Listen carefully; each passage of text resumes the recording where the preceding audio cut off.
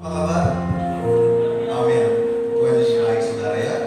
Kalau hari ini kita boleh bersama-sama bersekutu di tempat ini saudara, itu satu kesempatan yang Tuhan berikan kepada kita. Dan kita mau pakai kesempatan ini dengan sebaik-baiknya. Amin. Kita mau pakai mulut lidah kita untuk memuji menyembah Tuhan. Kita mau berikan yang terbaik buat Tuhan. Amin. Mari kita tundukkan kepala kita berdoa. Kami mengucap syukur Engkau baik dalam hidup kami Tuhan. Apapun yang terjadi dalam kehidupan kami, pasang surut keadaan kami percaya Engkau hadir di setiap musim hidup kami. Dan pada pagi hari ini Tuhan, izinkan kami masuk ke dalam hadirat, membawa dupa yang wangi di hadapan Tuhan sebagai persembahan yang hidup dan berkenan kepada Tuhan. Jadikan kami anak-anak-Mu Tuhan yang selalu hidup untuk memuji memuliakan nama Tuhan.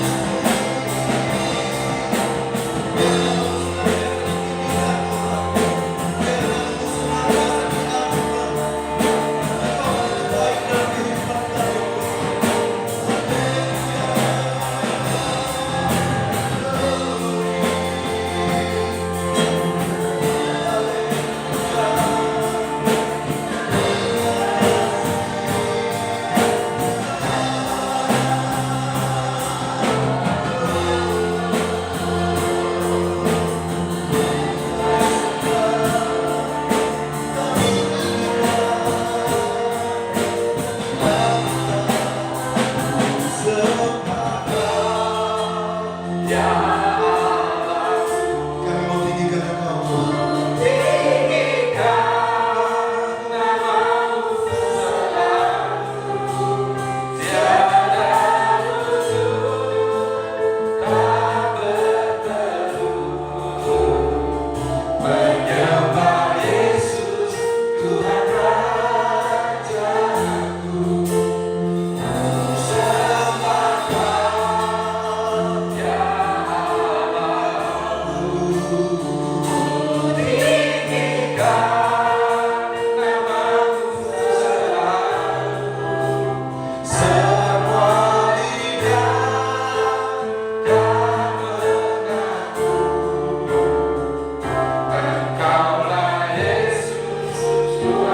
Dengan segenap hati, cepat saja katakan, ku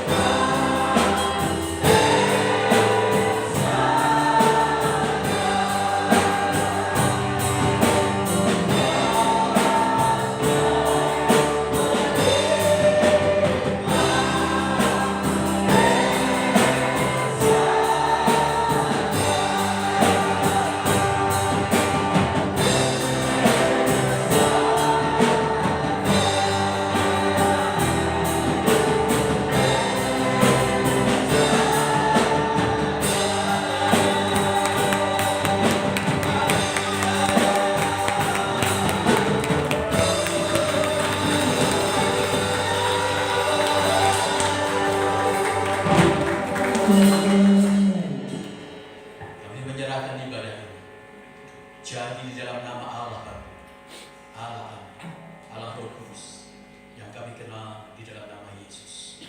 Pengurapan-Mu dinyatakan, kemerdekaanmu dinyatakan, kemenanganmu dinyatakan.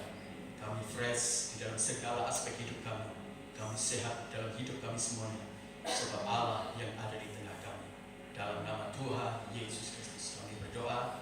Haleluya. Amin. Masih tetap berdiri saudara?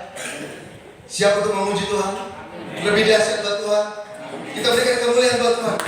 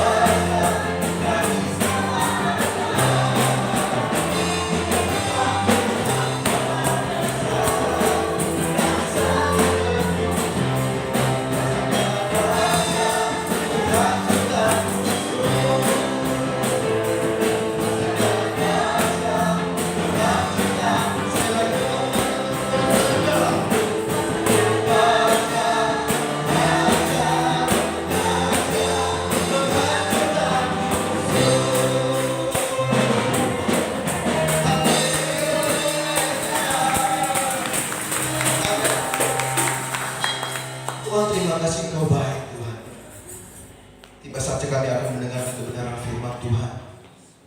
Tuhan tolong kami. Bila kebenaran firman Tuhan yang boleh kami dengar hari ini Tuhan, itu bisa menjadi kekuatan di dalam kehidupan kami. Karena Kaulah kekuatan kami, Kaulah tempat perlindungan kami Tuhan. Terima kasih.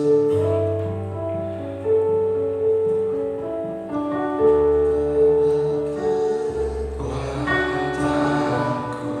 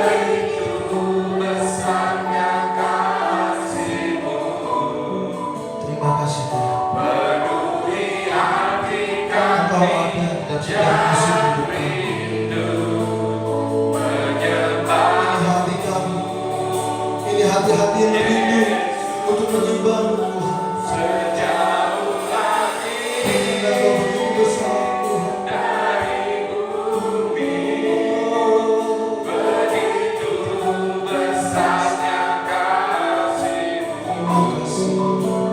Kaulah Tuhan, kekuatanku, sukacitaku. Angkat hati, katakan Sejauh langit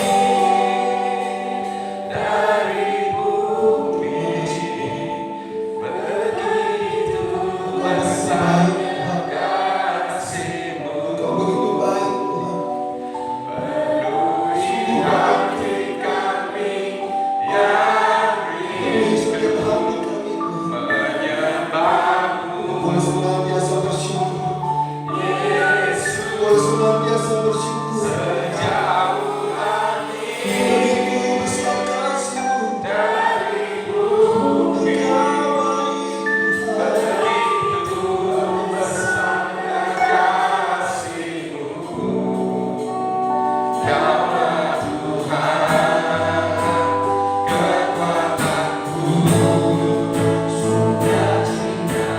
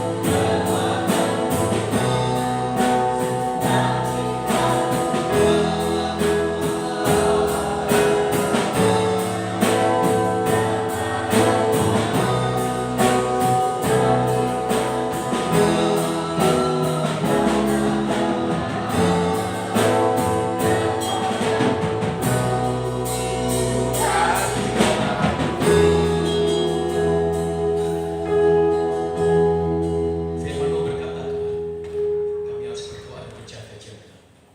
Sebab dunia sebentar lagi akan lenyap dengan segala keinginan. Bahkan kami melihat, kalau kami melihat tanda-tanda, melihat perubahan zaman, melihat gejolak-gejolak, ada begitu banyak hal yang telah menunjukkan kehidupan kami sekarang ini tidak bisa dibuat main. Iblis bekerja keras, waktunya begitu sangat singkat. Maka dia berusaha terus-menerus untuk menghilangkan iman, kepercayaan, kekuatan untuk kami selalu bergantung kepada Tuhan. Bapa, kami ingin terus-menerus dikuatkan, diteguhkan. Berbicaralah Engkau di tengah-tengah kami. Roh Kudus urapi kami, supaya kami memahami apa yang Tuhan inginkan dalam kehidupan kami. Di tengah-tengah angkatan yang bengkok dan jahat ini, di tengah-tengah zaman akhir ini, supaya kami kemudian tidak menjadi orang-orang yang terhilang dari hadapan, tapi kami menjadi orang-orang yang ditemukan di hadapan, dan kami menjadi orang-orang yang secara pasti bersama-sama dengan Engkau di rumah-Mu yang kekal. Terima kasih ya Bapa. Demi nama Tuhan Yesus Kristus kami siap mendengarkan firman-Mu. Haleluya. Amin. Ya, salam Bapak Ibu yang kasih dalam Tuhan. kita bertemu lagi. Rasanya lama tidak bertemu dengan jemaat karena kesibukan di luar. Dan saya harus membantu beberapa gereja-gereja yang sedang mengalami masalah-masalah kesulitan. Ya, mari kita akan membuka di dalam Injil Lukas pasal yang ke-15, mulai ayat yang ke-8 sampai ayat yang ke-10. Hari ini saya akan bicara tentang pulih kesadaran. Lukas pasal yang ke-15, mulai ayat yang ke-8 sampai ayat yang ke-10. Mari kita akan membaca bersama-sama ya ayat ini. Injil Lukas pasal yang ke-15, mulai ayat yang ke-8 sampai ayat yang ke-10. Pada hitungan yang ketiga kita akan membaca bersama-sama ya. Sudah mendapatkan ayat ini Bapak Ibu? Amin.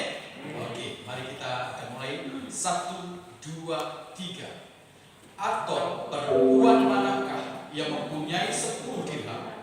Kita mulai lagi. Oke, sudah siap semuanya? Amin. Sudah dapatkan ayat ini? Amin. Sudah siap membaca bersama-sama? Oke, di depan juga. Ya, oke. 1, 2, 3. Atau perempuan manakah yang mempunyai 10 dirham dan jika ia kehilangan satu di antaranya, tidak menyalakan pelita dan menyapu rumah serta mencarinya dengan cermat sampai ia menemukannya.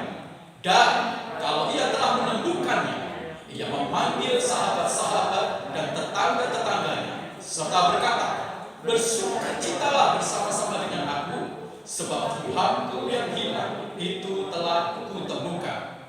Aku berkata kepadamu, demikian juga akan ada sukacita pada malaikat-malaikat Allah karena satu orang berdosa bertobat. Amin. Berbahagia kita yang membaca kebenaran firman Tuhan, menyimpan melakukannya, karena kebenaran firman Tuhan itu akan menjadi kehidupan bagi kita semua. Bapak Ibu yang kekasih di dalam Tuhan, ada satu kenyataan-kenyataan hidup yang tidak kita inginkan di keseharian kita, yaitu mati suri. Mati suri itu adalah satu kondisi di mana seseorang kelihatannya hidup, tetapi dia terbaring di rumah sakit. Dia bernafas, tetapi matanya tidak bisa memelekkan. Dia mungkin telinganya masih bisa mendengar, tapi dia tidak bisa melakukan aktivitas. Dia tidak bisa melakukan kegiatan-kegiatan. Kesadarannya tidak berfungsi. Dia tidur, walaupun dia hidup. Dia mungkin bergantung kepada satu alat-alat yang berhubungan dengan kecanggihan metodologi supaya dia bisa hidup. Mati suri adalah satu kondisi. Sekalipun dia hidup, sekalipun dia mungkin bisa mendengar, tetapi dia tidak bisa melakukan aktivitas. Dia kehilangan kesadaran otaknya. Dia kehilangan kesadaran akal dia kehilangan kesadaran dalam banyak hal. Makanya dia tidak berfungsi di dalam kehidupan dia. Gambaran ini juga menunjukkan tentang bagaimana kehidupan kekristenan kita sekarang ini. Gambaran ini menunjukkan tentang kekristenan kita modern sekarang ini. Bagaimana orang Kristen mereka melakukan kegiatan kehidupan mereka. Mereka melakukan kegiatan pekerjaan mereka. Mereka melakukan kegiatan-kegiatan yang berhubungan dengan aktivitas mereka semuanya. Tapi mereka kehilangan kesadaran di dalam iman mereka. Mereka kehilangan kesadaran dalam rohani mereka. Mereka kehilangan kesadaran secara kodrat ilahi mereka semuanya. Mereka hidup, tetapi mereka sebenarnya tidak sadar realitas kehidupan kita sekarang ini adalah satu kehidupan yang betul-betul membutuhkan satu penanganan yang sangat serius. Satu kehidupan yang membawa kita semuanya. Harusnya kita makin mendekat kepada Tuhan, makin mencari kepada Tuhan, makin memantapkan kekuatan iman dan rohani kita semuanya. Makin kita dekat sama Tuhan, makin bergantung sama Tuhan, makin memburu Tuhan, makin mencari Tuhan, makin mengejar Dia lebih dari apapun juga. Tapi karena kita mati suri, itu sebabnya kesadaran kita akan Allah begitu sangat tidak berfungsi. Karena kita mati suri secara rohani, maka kesadaran akan kekekalan itu tidak lagi kepikir. Kenapa? Karena kita tidak bisa berpikir tentang kenyataan itu. Nah, Bapak Ibu kita kasih dalam Tuhan. Waktu Yesus memberikan perumpamaan tentang dirham yang hilang ini, dia sedang berbicara kepada jemaat, dia berbicara kepada umat. Tetapi secara khusus ini merupakan satu satir, satu perumpamaan yang dibuat oleh Yesus supaya orang-orang Farisi yang merasa dirinya baik, yang merasa dirinya rohani, yang merasa dirinya suci, yang merasa dirinya bermoral, yang merasa dirinya begitu sangat unggul, dan akhirnya dia sombong rohani dan menempatkan orang lain itu di bawah standar dia, dan membawa diri dia melihat dan menghakimi orang lain, dan membawa dia menjadi standar kehadiran kehidupan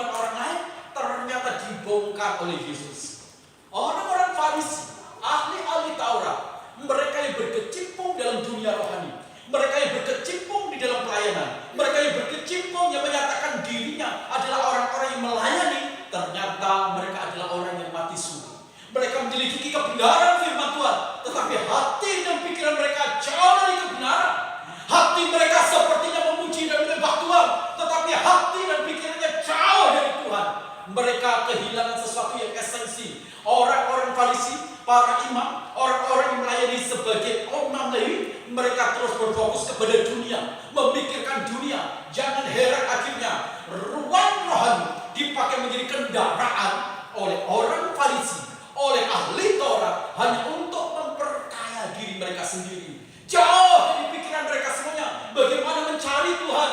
Jauh dari pikiran mereka semuanya bagaimana mengimplementasikan firman dalam wilayah kasih yang nyata. Jauh dari mereka semuanya bagaimana mereka bersentuhan dengan orang-orang kekurangan. Jauh dari pikiran mereka bagaimana mereka bersentuhan dengan orang-orang yang dianggap dosa. Mereka menjauh dari para pelacur. Mereka menjauh dari kehidupan yang dianggap porak-poranda. Mereka menjauh dari para Farisi, dari pemungut cukai. Mereka menjauh dari itu semuanya. Sebab mereka merasa dirinya paling super baik, paling rohani, dan paling unggul dalam banyak hal. Tetapi perumpamaan itu kemudian menjelaskan secara hakiki betapa orang Farisi ahli Taurat sebenarnya ada orang yang sedang mati suri. Kesadaran mereka akan Tuhan, kesadaran mereka kepada kekekalan, kesadaran mereka akan kerohanian, kesadaran mereka akan Tuhan sama sekali tidak ada. Walaupun aktivitasnya kelihatannya seperti bergerak, tetapi berakhirnya pada kenyataannya mereka adalah mati suri. Nah, Bapak Ibu yang terkasih dalam Tuhan, kalau kita melihat di pasal-pasal sebelumnya, Yesus itu membicarakan tentang satu kenyataan dunia ini. Dia berbicara dunia makin hari itu makin jahat. Dia berbicara tentang kesudahan akhir zaman. Dia berbicara tentang penderitaan. Itu sebabnya kalau kita membaca perumpamaan ini diikat dengan satu peringatan yang sangat penting. Berdoa dan berjaga-jagalah. Peringatan itu, perumpamaan ini diikat dalam satu peringatan yang sangat penting, yaitu berdoa dan berjaga-jaga. Saya berharap kita semuanya menyadari bahwa kita semua ini tidak mati suri. Kita bukan orang Kristen yang mati suri. Kehilangan kesadaran kita akan Tuhan, kehilangan kesadaran kita akan kebenaran, kehilangan kesadaran kita akan roh Tuhan, kehilangan kesadaran kita hakikatnya dalam kekekalan kesurgawian kita. Sampai akhirnya kita tidak pernah menyadari bahwa ada sesuatu yang jauh lebih penting dari apa yang kita tekuni. Ada sesuatu yang jauh penting dari apa yang kita kumuli di usia sampai 70 tahun itu. Apa itu? Kekekalan bersama-sama dengan Tuhan. Nah, Bapak Ibu yang kasih dalam Tuhan, ini menjadi satu peringatan yang serius bagi gereja Tuhan di dunia modern sekarang ini. Supaya kita tidak menjadi orang-orang Kristen yang mati suri, kehilangan kesadaran, kehilangan segala fungsi iman, kehilangan segala fungsi rohani, kehilangan segala fungsi hal-hal berkaitan dengan kodrat ilahi, sehingga kita tidak bisa melihat sesuatu yang dahsyat, sesuatu yang jauh lebih penting dari hal dunia ini. Makanya Yesus bilang begini, dunia sebentar lagi akan hilang dengan segala keinginannya, tapi firman Tuhan yang akan berdiri di dalam kekekalan. Nah, kepada yang mudah hilang, kepada yang fana, kita mengerahkan seluruh tenaga, kita mengerahkan seluruh emosi kita mengerahkan segala sesuatu demi mendapatkan. Tetapi kepada sesuatu yang kekal, karena kita mati suri, hilang kesadarannya, kita tidak bisa melakukan sesuatu yang jauh lebih hebat dibandingkan kita memikirkan apa yang fana ini. Nah, Bapak Ibu yang terkasih dalam Tuhan, maka ini menjadi satu hal yang penting bagi kita semuanya. Bagaimana orang-orang Kristen diingatkan supaya mereka semuanya tidak kehilangan kesadaran, supaya mereka tidak mati suri, tetapi mereka bangkit pulih di dalam kesadaran seperti yang diumpamakan oleh Yesus. Maka Yesus bicara kepada para Farisi, Yesus bicara kepada umatnya, ingat, hati-hati, jangan sampai fungsi iman, jangan sampai fungsi rohani, jangan sampai fungsi karakter Kristus itu mati karena kita adalah orang-orang yang kehilangan kesadaran. Jangan sampai. Maka Yesus kemudian memberikan kepada mereka semuanya sebuah perumpamaan yang penting. Dan perumpamaan ini sebenarnya harusnya membawa kita semuanya pada tingkat kesadaran kebangunan pertobatan, dan kita merevolusi hati kita, merevolusi konsep pikiran kita semuanya, merevolusi lagi bagaimana kita itu memandang sebuah kebenaran, memandang tentang hakikat kekekalan, memandang hakikat tentang Tuhan Allah kita semuanya. Ini menjadi sesuatu yang serius dan sesuatu yang penting. Makanya Yesus memberikan satu perumpamaan yang sangat-sangat tegas bagi kita semuanya, supaya kita bukan menjadi orang-orang yang berada dalam kondisi mati suri. Nah, Bapak Ibu yang dikasihi dalam Tuhan, perumpamaan ini diberikan Yesus kepada beberapa orang-orang termasuk termasuk kami sih dengan perumpamaan begini. Ada seorang perempuan, dia memiliki dirham, dan dirham itu baru saja hilang satu. Dan kemudian kita bisa melihat reaksi dari perempuan ini. Dan inilah yang ingin diungkapkan oleh Yesus. Ada banyak hal yang seringkali kita tidak sadari. Ada sesuatu yang sangat penting dalam hidup kita yang kita tidak sadari, itu hilang. Ada sesuatu yang sangat penting yang itu menentukan hidup mati kita, tapi itu hilang. Dan kita tidak temukan itu. Dan ada begitu banyak orang yang tidak sadar. Tapi kapan itu sadar? Pada detik-detik ada satu stimulus yang membuat perempuan ini sadar. Membuat perempuan ini mengatakan, aku kehilangan sesuatu yang sangat penting. Aku kehilangan yang berhubungan dengan mati hidupku. Aku kehilangan yang berhubungan dengan masa depanku. Aku kehilangan sesuatu yang tidak bisa ditunda-tunda. Untuk aku serius mencari. Bapak Ibu yang kekasih dalam Tuhan, mari kita belajar bersama-sama dari perumpamaan ini. Apa yang ingin diajarkan oleh Yesus kepada kita semuanya. Mungkin kita yang merasa diri kita rohani. Mungkin kita yang merasa diri kita terlalu benar. Mungkin kita juga yang sering menghakimi beberapa teman-teman kita semuanya. Kita yang memandang mereka semuanya dengan cara pandang yang buruk, cara pandang negatif. Mungkin bagi kita semuanya yang seringkali menempatkan ukuran segala sesuatu itu hanya berkaitan dengan ukuran kebajikan dan kemoralan diri kita. Tapi kita tidak pernah menempatkan satu ukuran dan standar yang paling tinggi, yaitu Yesus dan kebenaran firman-Nya. Maka hari ini saya ingin mengajak kita semuanya belajar bersama-sama dari Kristus. Bagaimana kita memulihkan kesadaran dari mati suri kita, sehingga kita menyadari ada sesuatu yang sangat penting yang telah hilang di dalam diri kita semuanya. Perhatikan Bapak Ibu. Yang pertama, bagaimana kita bisa memulihkan kesadaran kita saat andai kata kita betul-betul sedang mati suri secara iman, secara rohani. Yang pertama adalah menyalakan terang hidup kita. Nah Bapak Ibu, Alkitab bicara dengan jelas dikatakan, kalau ada sesuatu yang hilang, yang ada di diri perempuan itu berkaitan dengan hilang, bagaimana mungkin dia tidak akan menyalakan lampu? Artinya begini Bapak Ibu, kesadaran dari perempuan ini, ya ketika dia menyadari ada sesuatu yang hilang, dia kemudian mulai menyalakan lampu untuk mencari itu semuanya. Artinya kondisi dari perempuan ini sedang berada dalam ruang gelap. Nah itu sebabnya dia tidak bisa menyadari ada sesuatu yang hilang. Nah kalau sesuatu yang gelap terjadi dalam hidup kita semuanya, bagaimana kita bisa tahu ada sesuatu yang hilang? Bagaimana kita juga tahu kita bisa menemukan sesuatu yang hilang? Bagaimana kita juga bisa tahu kalau kemudian sekitar kita atau tempat yang berkaitan dengan hilang itu ada di situ? Maka langkah yang pertama yang diberikan oleh Yesus yaitu menyalakan terang itu sendiri. Waktu kita menyalakan terang, maka jelas kita kemudian pandangan atau perspektif kehidupan kita itu jelas. Mengapa mudah kita kemudian menghakimi orang? Karena kita berada dalam kegelapan pikiran. Karena kita berada dalam kegelapan hati. Cara pandang kita memandang orang lain, cara pandang kita memandang Tuhan, cara pandang kita memandang gereja, cara pandang kita memandang sesama. Kalau berada dalam wilayah gelap, apa yang dapat kita dapatkan? Hanya kegelapan. Untuk menghakimi orang lain, untuk kemudian menyatakan sesuatu yang tidak benar, maka nyalakan kebenaran firman, nyalakan terang Allah, nyalakan terang Roh Kudus, supaya kita bisa melihat dengan jelas siapa diri kita. Bagaimana kita bisa menemukan sesuatu yang hilang dalam diri kita semuanya kalau kita tidak menyalakan terang dalam diri kita semuanya?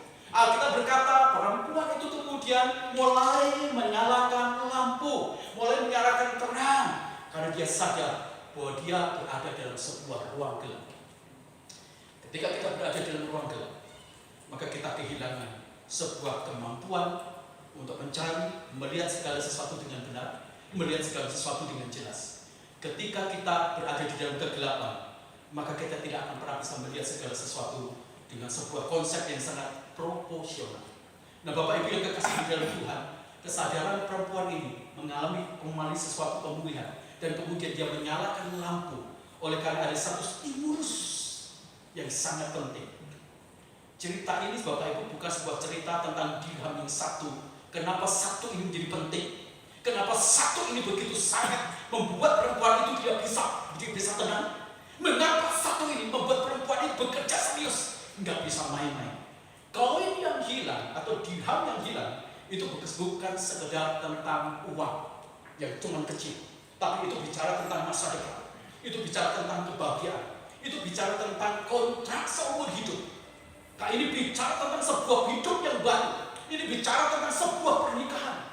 Ternyata dirham yang hilang itu menjadi stimulus bagi perempuan ini, sehingga dia menjadi sadar bahwa ada sesuatu yang penting yang hilang di dalam hidup dia.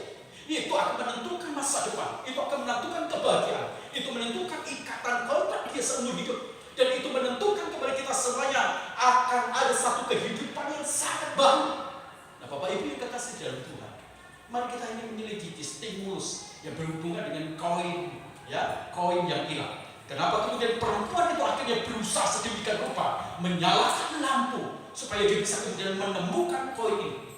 Bapak Ibu, dalam kebiasaan pernikahan orang-orang Yahudi ternyata perempuan itu mereka akan mengumpulkan koin tertentu, dan koin itu kemudian dikumpulkan dengan kerja keras mereka, dan koin dikumpulkan satu demi satu sampai terkumpul kemudian 10. Dan biasanya koin itu kemudian akan dijahit, ada lubang yang kemudian itu disatukan. Nah, Bapak Ibu, apa yang terjadi? Jadi koin ini kalau kemudian dia sadar ternyata ada 9, maka koin ini tidak bisa disatukan. Nah, kalau koin itu tidak bisa disatukan, maka itu menjadi malapetaka bagi kehidupan dia. Kenapa? Sebab koin ini 10-10-nya harus ada, karena itu menjadi standar, karena itu menjadi ukuran, karena itu sesuatu yang sudah ditentukan dalam kebiasaan orang Yahudi. Harus ada 10 koin, harus ada 10 dirham yang dikumpulkan oleh perempuan itu, supaya pada akhirnya ketika dia bertemu dengan kekasihnya, bertemu dengan tunangannya, maka dia dianggap sah, dianggap siap, dianggap matang untuk mendapatkan pasangan dia dan menikah. Jadi ini bicara kesatuan, Bapak Ibu yang kasih dari Tuhan. Mengapa ini menjadi penting? Sebab dengan kehilangan sesuatu yang berhubungan dengan 1 dirham, dia tidak bisa menikah dengan pasangan dia. Tahu tidak? Ada sesuatu yang penting juga yang sebenarnya menghubungkan kita dengan Tuhan Allah kita. Dan kalau kita berpikir ada satu kehilangan dan kita kemudian merasa diam, merasa tenang, merasa tidak berada dalam bahaya, maka ada sesuatu yang bahaya. Beberapa banyak dari orang-orang Kristen, mereka kehilangan kesucian, mereka kehilangan kekudusan, mereka tenang-tenang. Mereka melakukan pencemaran, mereka melakukan pelanggaran terhadap firman Tuhan, mereka tenang. Mereka tenang, mereka tidak terusik. Padahal kehilangan kesucian itu menjadi satu hal yang bisa memisahkan kita dari hadirat Tuhan. Kehilangan kekudusan itu bisa menghancurkan kita dari hadirat Tuhan. Waktu Adam dan Hawa ditempatkan di Taman Eden, Allah memberikan kepada dia tempat yang sangat kudus luar biasa. Dan Adam serta Hawa hanya berbuat dosa 1 kali. Dan kemudian dia menjadi najis, melakukan sebuah kenajisan, memilih sebuah kenajisan. Dan dia bukan hanya melakukan dosa 1 kali, tapi berbuat dosa yang mungkin kecil, tapi itu cukup dibuang dari hadapan Allah. Tidak bisa bersatu lagi, tidak bisa menjadi manunggal lagi dalam Tuhan. Berapa banyak kalau kita menyelidiki kehidupan kita, ada yang banyak yang hilang, yang itu sebenarnya menjadi sesuatu yang sangat penting dalam hidup kita. Waktu kita kehilangan iman, waktu kita kehilangan kesabaran, waktu kita kehilangan kasih, waktu kita kehilangan kesucian. Satu saja kehilangan kesucian saja, itu sudah membuat kita tidak bisa bersatu dengan Tuhan. Makanya perempuan dikatakan tidak bisa. Ini aku harus mencarinya.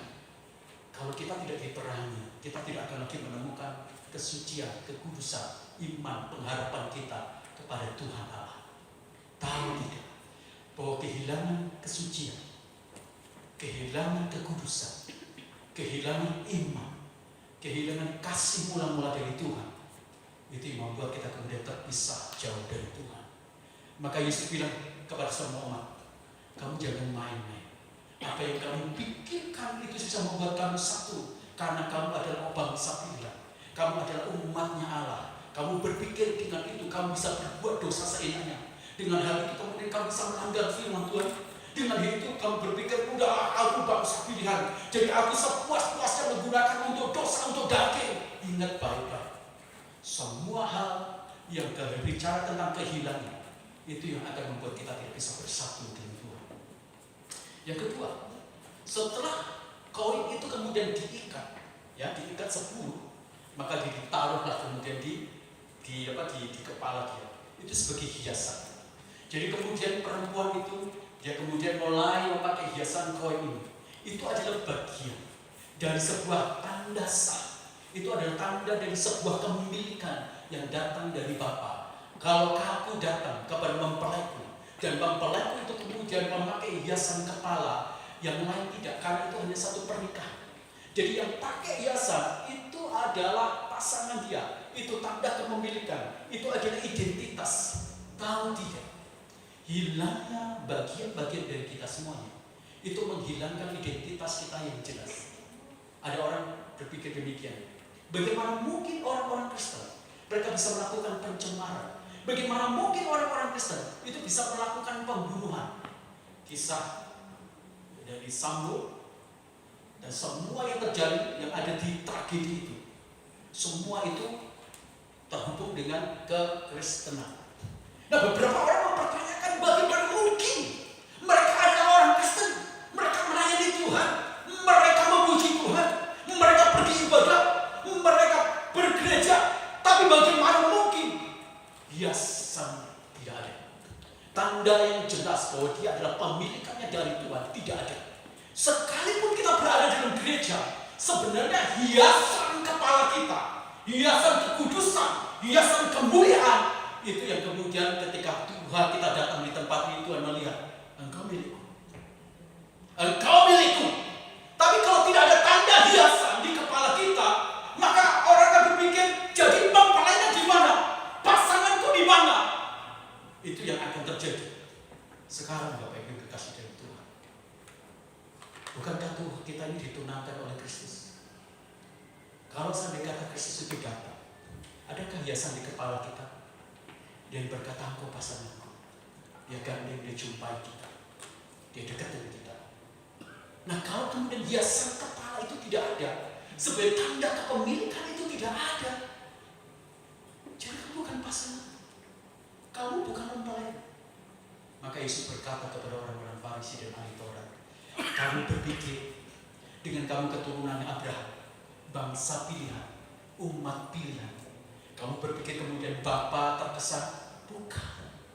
Tuhan tidak terikat hanya sekedar dengan tanda-tanda lilia, tapi Tuhan terkesan dengan satu hiasan yang ditaruh di kepala kita, sebuah hiasan kemuliaan yang akhirnya mempelai agung itu, waktu dia datang dan menemukan kita sebagai pasangan dia berkata, aku menjemput kamu, kamu adalah Tuhan. Kita sebentar lagi akan pesta di pernikahan anak domba Allah.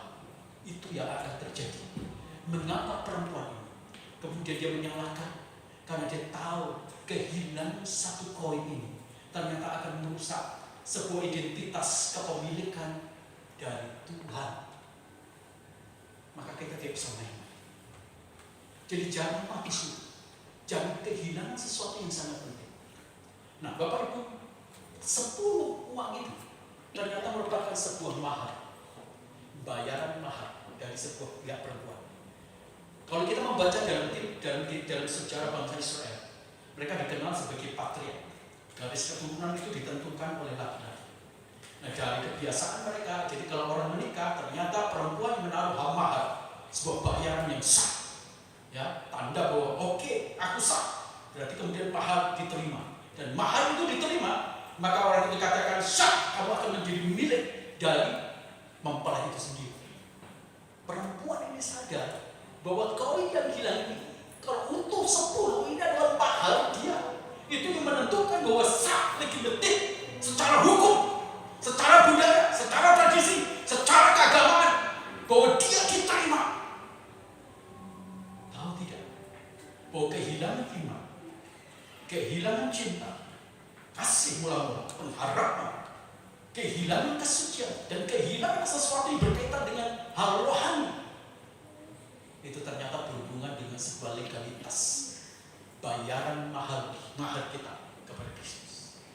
Kristus menebus kita, dan dia kemudian memberikan kodrat ilahi, dan dia memberikan kasih, dan memberikan iman, memberikan pengharapan, memberikan karakter Kristus, memberikan perasaan Kristus, pikiran Kristus.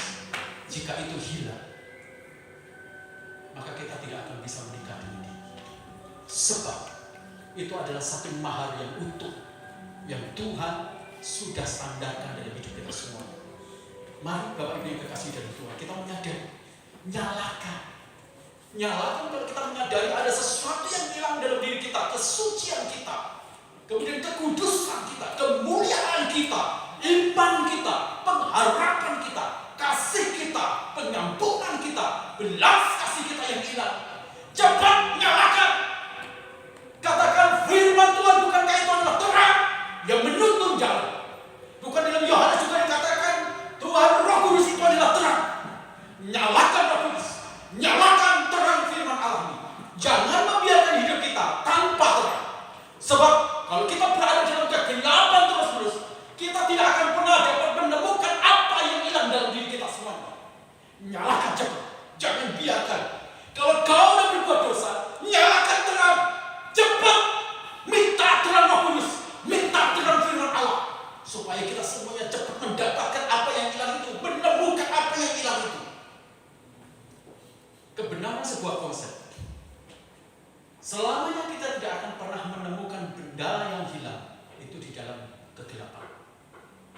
Selamanya kita tidak akan pernah menemukan benda yang hilang selama terang itu tidak pernah ada dalam hidup kita semua. Hanya terang yang bisa menolong dan membantu kita semuanya menemukan apa yang hilang. Hanya terang firman, hanya terang Roh Kudus yang bisa menolong kita menemukan apa yang hilang di dalam diri kita semuanya. Pengampunan, belas kasihan, kesucian, kekudusan, iman, pengharapan dalam hidup kita semuanya. Hanya terang firman Allah, hanya terang dari Roh Kudus yang bisa membawa kita semuanya menemukan lagi apa yang hilang. Dalam Mazmur pasal 119 ayat 105 dikatakan firman Allah itu adalah pelita bagi jalan kita semua. Dalam Yohanes pasal 16 ayat 13, Roh Kudus itu tajam terhadap kebenaran firman Tuhan karena dia terang, sehingga dia bisa menolong kita menemukan. Dalam Kisah Rasul pasal 2 ayat 17, Roh Kudus itu memberikan kepada kita semuanya kemampuan karunia melihat, sehingga kita tajam. Mengapa dari kita semuanya tidak bisa melihat dan tidak bisa menemukan apa yang hilang di dalam diri kita? Sebab kita terus berada di dalam kegelapan. Mengapa cinta kita kepada suami kita luntur? Mengapa kita menjelek-jelekkan pasangan kita di hadapan? Karena kita berada di dalam kegelapan dan kita tidak menyalakan terang. Mengapa kita tidak bisa mengasihi Tuhan? Mengapa kita tidak bisa berkorban untuk pekerjaan Tuhan? Mengapa kita tidak bisa memikirkan tentang orang lain? Karena kita berada di dalam kegelapan, sehingga bagian yang hilang di dalam diri kita tidak kita temukan. Yang kedua, Bapak Ibu, bagian yang kedua yang dilakukan oleh perempuan itu supaya dia bisa mendapatkan koin ini adalah bersih-bersih. Alkitab berkata kemudian perempuan ini setelah nyalakan dia mulai nyapu. Jadi ternyata ada satu kebiasaan juga di orang-orang Yahudi. Mereka kalau bangun rumah, biasanya rumah mereka itu dari tanah. Dan supaya kemudian suasana tanah rumah mereka itu lembut, maka biasanya ada beberapa jerami-jerami yang ditaruh di sini. Dan setelah itu kemudian Bapak Ibu terjadi, ketika perempuan itu menyadari ada koin yang hilang, maka dia kemudian mengambil sapu dan bersih-bersih. Dan bersih-bersih dia singkirkan itu semuanya yang berkaitan dengan jerami, dia kumpulkan itu semuanya. Dan dia mulai duduk, dia dengan cermat mulai fokus, konsentrasi. Mana yang hilang, di mana dia sapu sampai menemukan hal-hal yang berhubungan dengan koin yang hilang itu. Mengapa kita tidak bisa menemukan apa yang hilang di dalam diri kita semuanya? Karena bukan saja ternyata kita tidak menyalakan lampu, kita menginginkan hidup dalam gelap, tapi kita tidak bersih-bersih. Kita tidak menyapu ruang dalam kehidupan kita semuanya. Bagus kalau Roh Kudus menerangi kita, bagus kalau firman menerangi kita semuanya. Tanpa kita mengupayakan bagian kelanjutannya, yaitu bersih-bersih, maka kita tidak akan pernah menemukan. Mari kita mengatur kehidupan kita supaya bersih. Atur pikiranmu bersih, atur hatimu bersih, atur motivasi pelayananmu itu bersih. Bapak itu tahu tidak? Orang itu kalau hatinya nggak bersih, melayani Tuhan itu kerasa. Perasa. Orang itu kalau melayani Tuhan hatinya bersih, motivasinya bersih, itu orang itu merasai, penyembahan itu merasai. Saya melayani kemarin di satu tempat di daerah Perumpung, Bapak Ibu, lebih desa sekali. Pemain-pemain musiknya mungkin kalah dulu. Tapi dari antara mereka semuanya saya melihat Mereka adalah orang-orang yang tulus dalam segala kesadaran. Saya cerita sama istri saya, ini lagi musik nyanyi gitu, hadirat Tuhan udah kerasa. Pemimpin pujian, aduh tidak sebagus Pastor Minto. Tapi dalam sebuah kesederhanaan ini mereka menangis, mereka memuji, mereka tulus mempersembahkan hadirat Tuhan. Begitu kuat sekali. Setelah firman, hanya pujian penyembahan biasa, hadirat Tuhan itu melarat sampai orang keluar dari kursinya. Mereka sujud, mereka menyembah kepada Tuhan. Ada yang menangis dan ada yang kemudian kata, Tuhan aku berdosa. Hadirat itu begitu kuat. Selama kita tidak bisa bersih diri, selama kita tidak bereskan, kita tidak akan menemukan lagi urapan Allah yang hilang dari diri kita. Kita tidak akan bisa menemukan kuasa Allah yang hilang dari diri kita semuanya. Maka kita harus bersih diri, kita harus sadar, bersihkan. Sebelum engkau melihat orang lain, bersihkanlah kamu. Sebelum kau menilai orang lain, bersihkan pikiranmu. Ini penting Bapak Ibu yang kekasih dalam Tuhan. Makanya perempuan ini kemudian begitu dia melihat terang, maka dia ambil sapu, dia mulai sapu, dia singkirin itu semuanya. Dia kemudian turun, dia duduk, dia bereskan itu semuanya. Supaya dalam kondisi bersih ini, dia bisa memilah-milah mana yang kotor, yang perlu dibuang, mana yang perlu diambil, mana yang perlu kemudian benda-benda itu kemudian tidak berfungsi, itu kemudian disingkirkan dalam hidup dia. Kini orang-orang Kristen itu sukanya ngumpulin sampah, Bapak Ibu. Orang Kristen itu sukanya ngumpulin sampah. Yang kotor-kotor disimpan. Orang fitnah, orang nyakiti, disimpan terus di hati, disimpan di pikiran. Orang mengecewakan, disimpan terus-menerus. Sampah itu beresin, bersihin. Gak tau beresin. Saya tidak bisa lama-lama, Bapak. Saya tidak bisa lama kalau marah, saya sempat singkirin itu semua. Ada orang mungkin menghina saya atau ada orang cukup saya marah kadang, tapi setelah itu saya hilang. Karena itu bukan sesuatu yang pantas untuk disimpan, itu kotoran, itu sampah. Saya tidak akan menemukan kehilangan dalam diri saya. Kalau saya tidak beres-beres, saya tidak bersih-bersih, saya tidak bisa. Makanya bereskan, bersih-bersih. Jangan coba membersihkan orang lain sebelum kita sendiri belum dibersih. Apa yang dilakukan para pelaku yang memisahkan kotoran-kotoran, yang menghambat dia menemukan apa yang hilang di dalam diri dia. Sehingga itu memberikan pandangan yang jelas kepada perempuan itu tentang situasi. Tapi kemudian perempuan ini mengambil sapu, bukan supaya pandangannya jauh lebih jelas lagi, tetapi supaya dia kemudian bereskan hal-hal yang menghalangi, yang menghambat dia menemukan apa yang hilang di dalam diri dia. Bapak Ibu tahu ketika palungan itu akan dipakai untuk menempatkan bagi Yesus. Maria katakan di sini ada tempat palungan yang kotor. Maka Yusuf dan Maria melakukan revolusi bersih-bersih luar biasa. Dia revolusi itu kandang, dia bersih-bersih luar biasa. Dia revolusi itu kemudian tempat palungan ini supaya Yesus layak dan pantas untuk tinggal di situ. Bagaimana Tuhan akan hadir di gereja kita? Bagaimana Tuhan hadir di rumah tangga kita? Bagaimana Tuhan hadir di pekerjaan kita? Bagaimana Tuhan hadir di gereja kita? Kalau kotoran dipelihara, sampah ditumpuk, tidak ada yang beresin, tidak ada yang bersihkan, siapa yang akan bisa melihat kehilangan di tengah tumpukan sampah itu? Sampah yang akan membawa penyakit dan bisa membunuh kita semua. Maka perempuan ini menyatakan satu kebenaran dalam perumpamaan. Yesus itu baik sama kita semua, supaya kita menemukan kehilangan dan kita kemudian bisa menjadi pribadi yang memiliki lagi. Kita bisa menilai orang lain dengan benar ketika hati kita bersih, ketika pikiran kita bersih, ketika mata kita bersih memandang.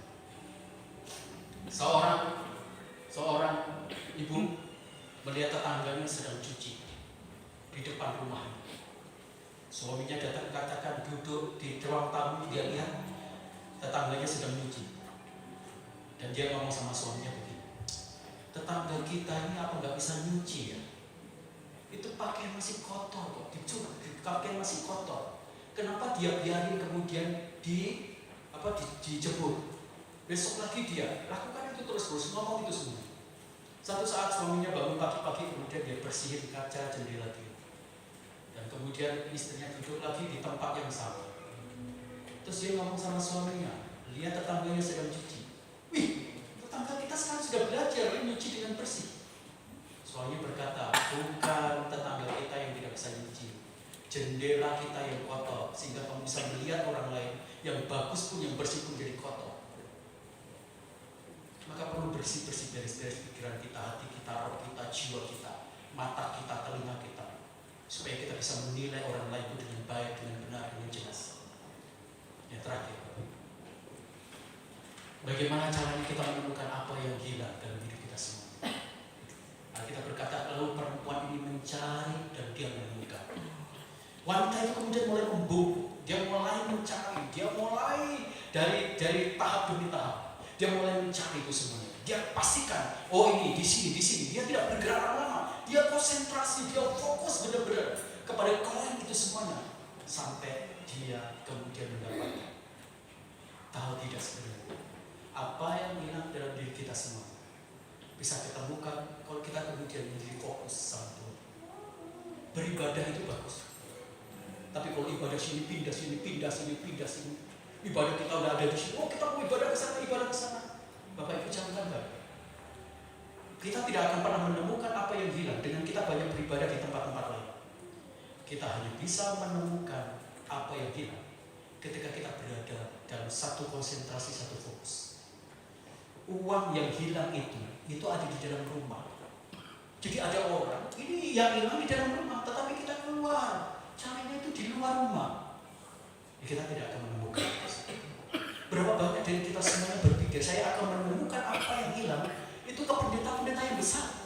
Saya akan menemukan itu kalau saya KKL di Jakarta, kalau saya KKL di Bandung, oh kalau saya KKL di tempatnya itu loh, Andi Simon. Kau tidak akan temukan. Di mana kehilanganmu, di situlah kita harus cari. Di mana kau merasa hilang, mungkin kehilangan disebabkan oleh pendetamu, kau tidak boleh pergi, cari di situ sampai temu. Artinya harus ada rekonsiliasi. Temukan itu semua, cari dengan cermat, cari dengan fokus, konsentrasi, bukan di luar, di dalam. Berapa banyak orang-orang Farisi dan ahli Taurat juga berpikir demikian.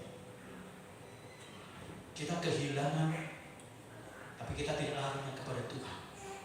Kita larinya menemukan urusan terus-menerus di pendeta-pendeta besar. Tapi sebenarnya bukan itu esensinya. Kita harus bisa menemukannya lagi di dalam Kristus Tuhan.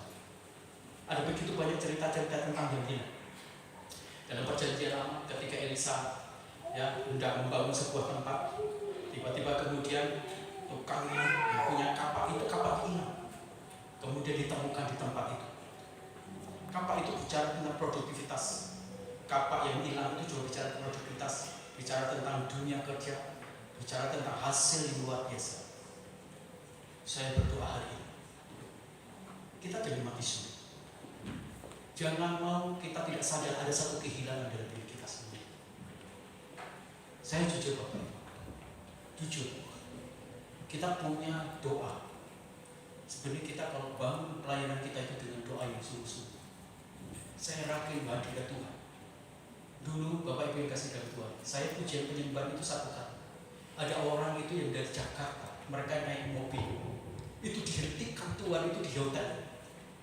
Dia kaget, pokoknya dihentikan, kamu datang ke sini. Dia ibadah di tempat kita. Dia sakit jantung.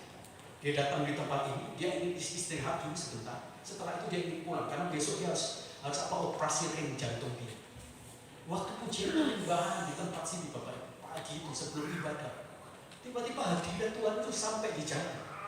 Dan orang itu hadir di gereja kita. Begitu dia ibadah, dia merasakan jamahan Tuhan, hadirat Tuhan yang luar biasa. Setelah itu dia pulang, dia periksa. Dokternya bingung gini, kenapa jantungmu sehat? Enggak perlu deh. Kita kehilangan atmosfer kuasa di dalam pelayanan kita. Kita kehilangan rasa hormat kita kepada Tuhan Allah kita. Kita kehilangan itu semua. Kita mati suri, sehingga kita tidak sadar ada yang hilang begitu banyak. Gereja kita dikenal sebagai gereja yang penuh kasih kekeluargaan yang kuat, tapi kita tidak merasa ada sesuatu yang hilang di dalam kerukunan cinta kasih kita semua, ikatan kekeluargaan kita. Kita nggak sadar itu semua. Itu sebabnya kita banyak kehilangan. Dan ketika kita kehilangan, kita tidak sadar. Itu yang membahayakan. Saya bersama dengan teman saya, walaupun saya melayani di gereja kecil, saya bilang, ayo kita berdoa yuk. Habis ibadah saya minta kita doa, tumpangin tangan saya, tumpangin tangan saya. Saya berharap kita semuanya menyadari bahwa kita tidak mati suri. Mari kita nyalakan api, menyalakan lampu Roh Kudus, nyalakan lampu firman Tuhan. Mari kita bersih-bersih, mari kita serius mencari. Kiranya kebenaran firman Tuhan itu mengingatkan lagi kepada kita semua. Siapkan hati kita untuk masuk dalam perjamuan kudus. Di musik.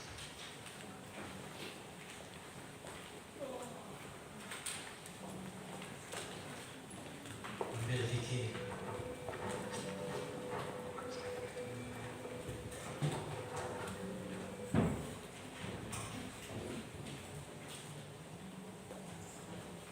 Adakah yang hilang di dalam iman? Adakah yang hilang dalam pengharapan? Adakah yang hilang dalam belas kasih? Adakah yang hilang di dalam kesucian? Adakah yang hilang di dalam kemuliaan? Tapi kita tidak sadar. Hari ini mari kita belajar dari perumpamaan.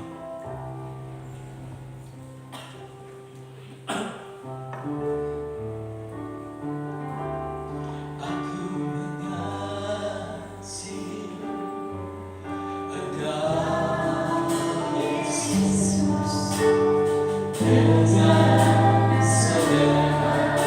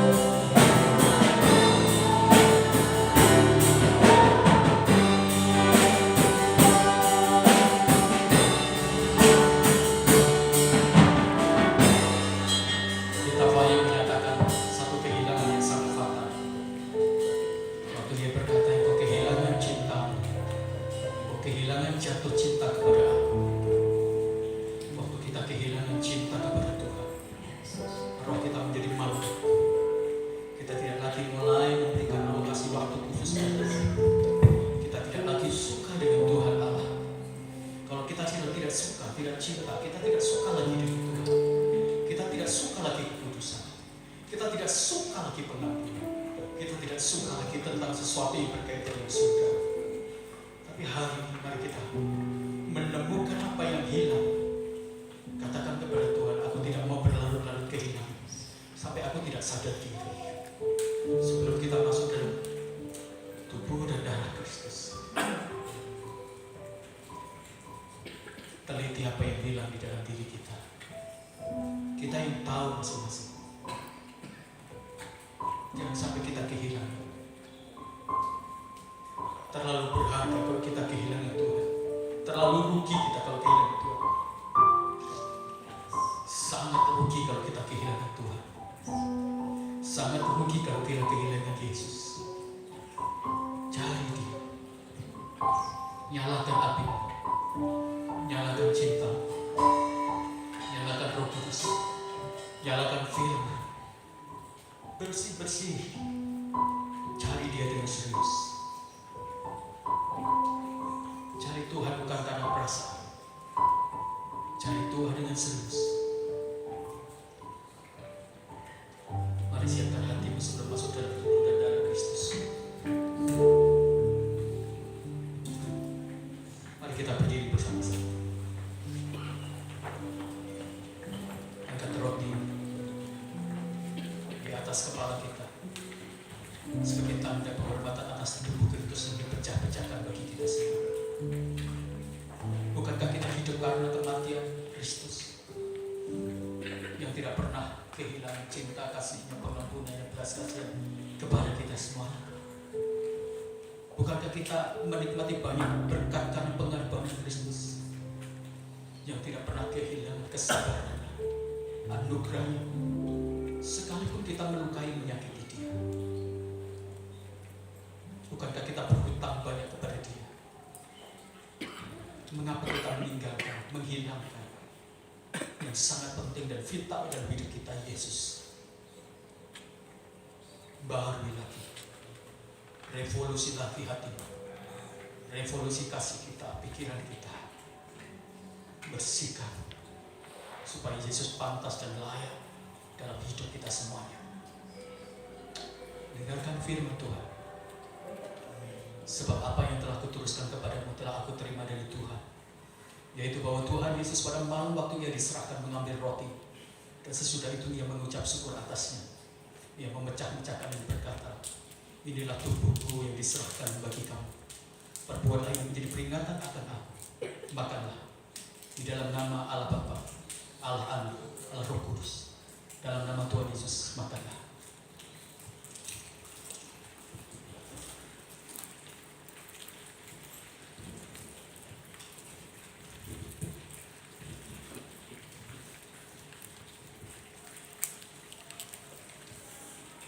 Angkat tinggi cawan di atas kepala kita semua sebagai tanda penghormatan atas darah Kristus yang dicurahkan bagi kita semua. Bukankah darah kita adalah darah yang berbau DNA, kejahatan, dosa? Tapi Yesus memberikan darahnya supaya DNA itu diubah. Kita memiliki DNA darah Allah, darah Kristus. Bukankah itu adalah pengorbanan Kristus? Jangan hilangkan sebuah kebenaran tentang DNA Kristus di dalam tubuh kita, di dalam hati kita, di dalam pikiran kita semua. Dengarkan firman Tuhan. Demikian juga yang mengambil cawan sesudah makan, lalu berkata, cawan ini adalah perjanjian baru yang dimeteraikan oleh darah. Perbuatlah ini setiap kali kamu meminumnya menjadi peringatan akan aku. Minumlah di dalam nama Allah Bapa, Allah Anak, Allah Roh Kudus. Dalam nama Tuhan Yesus, minumlah. Mari angkat kedua tangan dan mengucap syukur bersama-sama. Bersyukur, berterima kasih kepada Dia yang telah menyelamatkan kita sehingga kita tidak kehilangan kerajaan Allah, yang telah menyelamatkan kita sehingga kita tidak kehilangan kesucian Allah, yang telah menyelamatkan kita sehingga kita tidak kehilangan kasih karunia Dia. Mari puji Dia, sembah Dia. Haleluya. Kau ditinggikan, Kau disembah, dimuliakan selama-lamanya.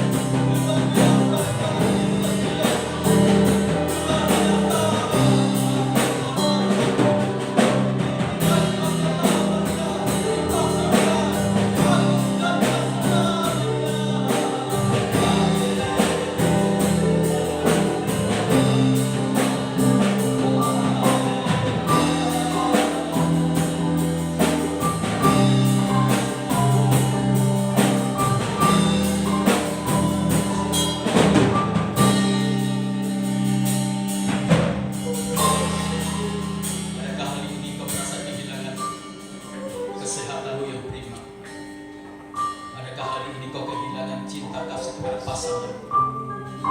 Adakah hari ini kau kehilangan kesucian yang datang dari Tuhan? Adakah hari ini kau kehilangan kekuatan ekonomi? Angkat tanganmu kepada Tuhan, angkat hatimu, angkat rohmu kepada Tuhan. Tumpahkan tanganmu atas kepala, tangan kananmu atas kepala, tumpahkan tangan kirimu di atas jagat. Profetiklah, minta apa yang kita kembalikan dalam Yesus Kristus. Mari berdoa bersama-sama. Tumpahkan tangan kananmu ke atas kepalamu, tangan kirimu di jagamu. Katakan perkataan profetikmu, katakan perkataan iman. Demi nama Tuhan Yesus, kamilah, kamilah, demi nama Tuhan Yesus. Haleluya Yesus. Haleluya Yesus.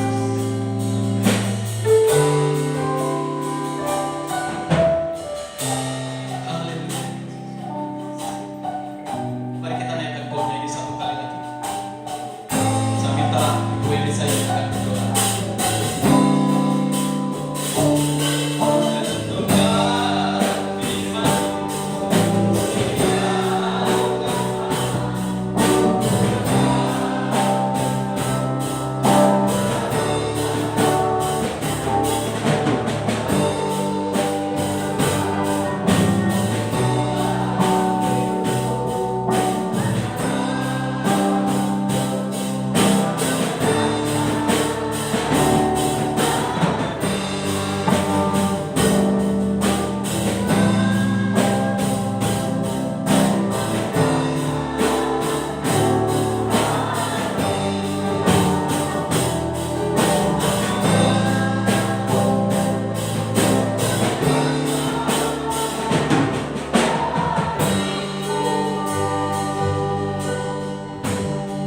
Kerinduan kami yang paling dalam, yang paling tinggi adalah menyenangkan hati Tuhan. Tapi seringkali kami gagal dengan kedagingan kami Tuhan. Kami gagal mengalahkannya, kami gagal melemahkannya, kami gagal untuk menurunkannya. Dan kami membutuhkan pertolongan Roh Kudus. Kami membutuhkan pertolongan Engkau Tuhan. Kami membutuhkan pimpinan Roh Kudus kasih hidup kami, supaya tidak ada yang hilang dalam hidup kami, tidak ada kotoran dalam hidup kami, supaya hidup kami bersinar, supaya kami menjadi berkat, jalan kami terang, kami berdampak, kami hidup dalam jalan-jalan Tuhan. Tuhan, kami tidak mampu, kami ingin berserah, kami ingin berserah, dan kami mohon Engkau mengambil tangan kami, Engkau mengambil hati kami, Engkau mengambil hidup kami Tuhan, supaya kami bisa berjalan sesuai dengan kehendak Tuhan, sesuai kami berjalan menurut perkenanan Tuhan. Terima kasih Tuhan untuk kebenaran firman Tuhan yang boleh kami dengar pagi hari ini. Engkau memberkati hamba-Mu dan memberkati kami semua yang mendengarkan kebenaran firman Tuhan. Terpujilah Engkau Tuhan, dalam nama Yesus kami mengucap syukur untuk kebenaran firman Tuhan pada pagi hari ini. Amin.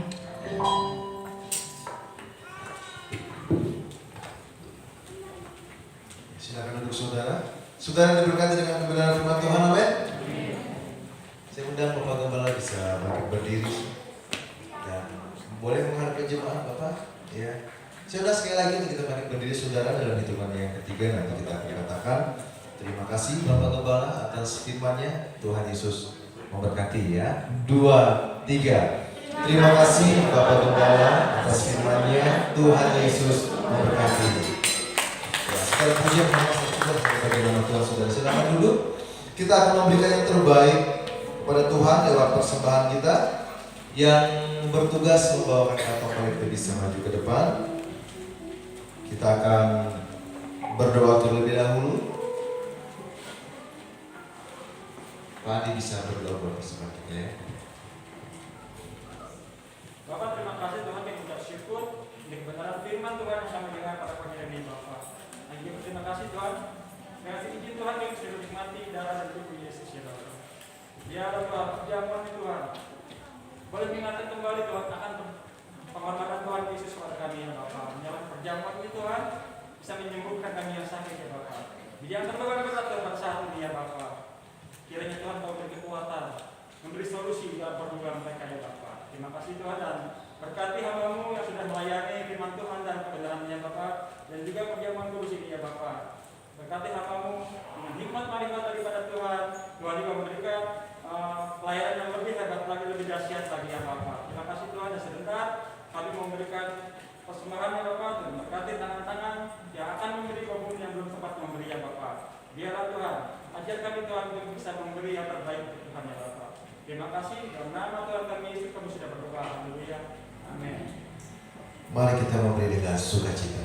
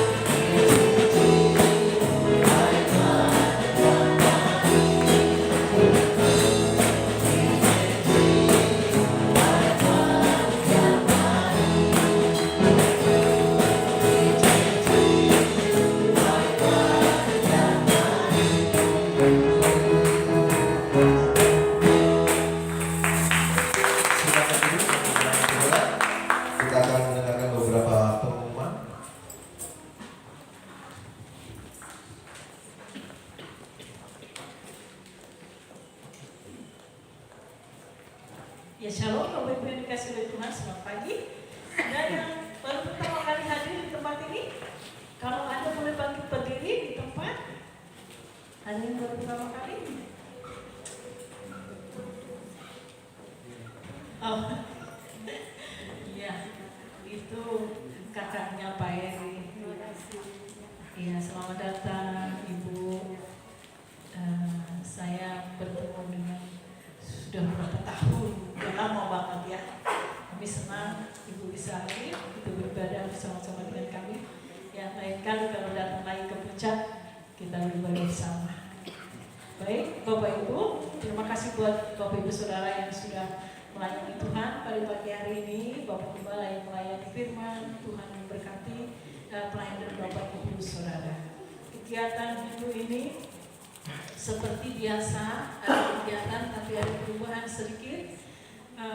Hari Senin paguyuban Sunda yang biasanya hari Rabu diubah hari Senin, dan hari Rabu ada latihan vokal grup kaum wanita.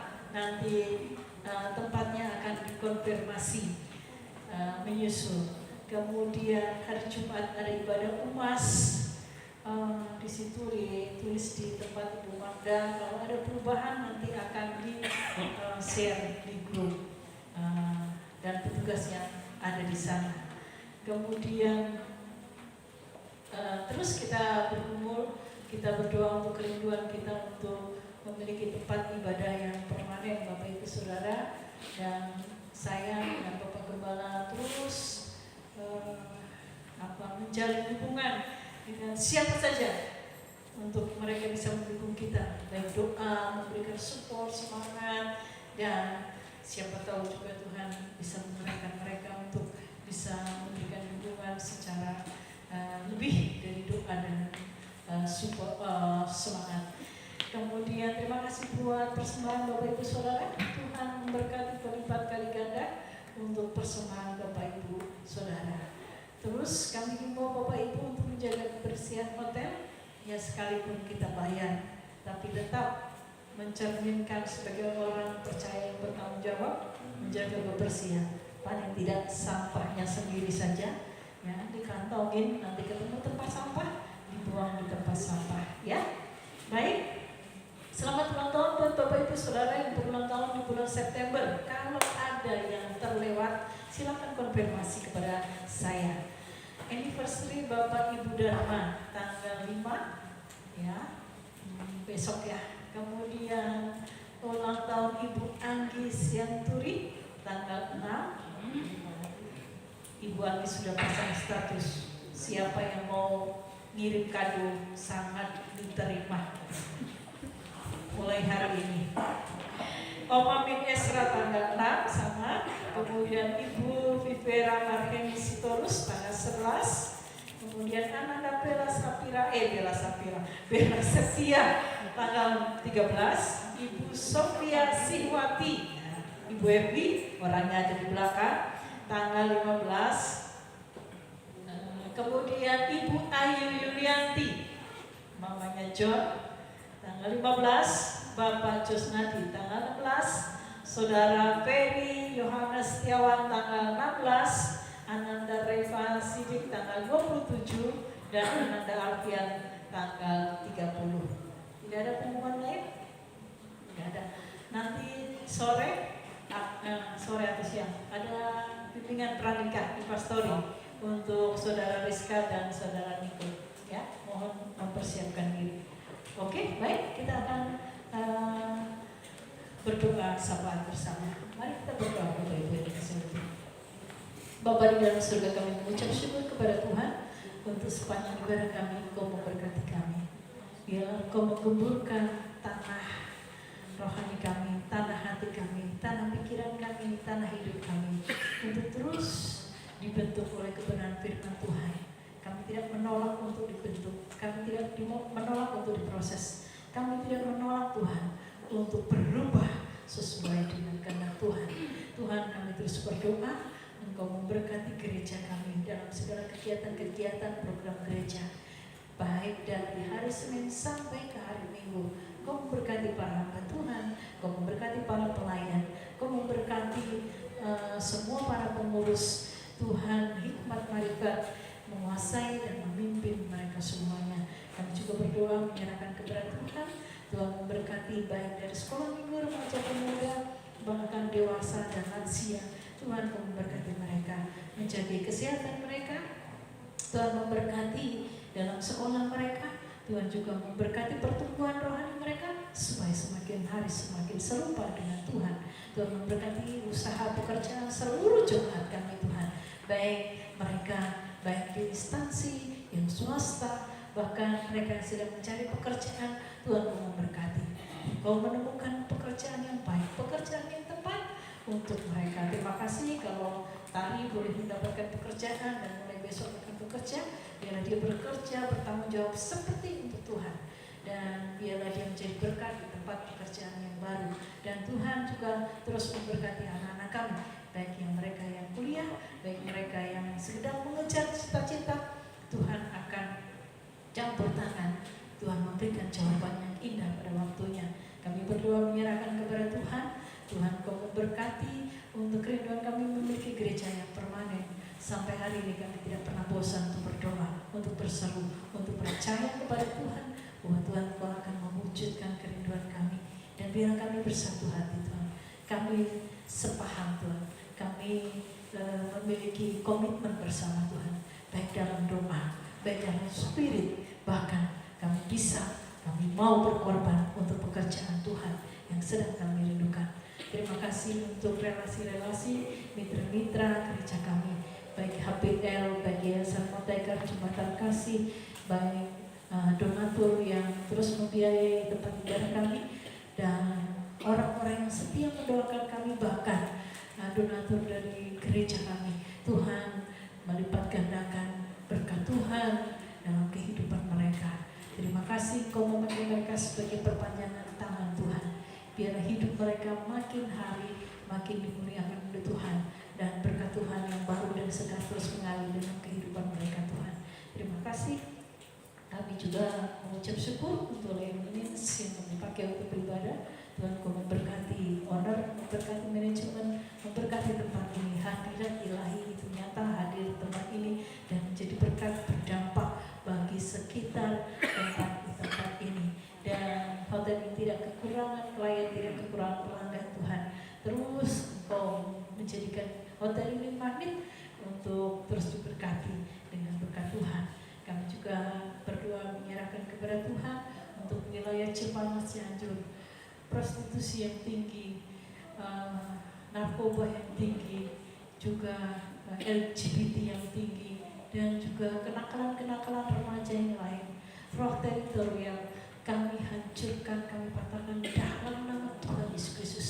Kami mengasihi, kami mencintai Cipanas, kami mencintai Cianjur.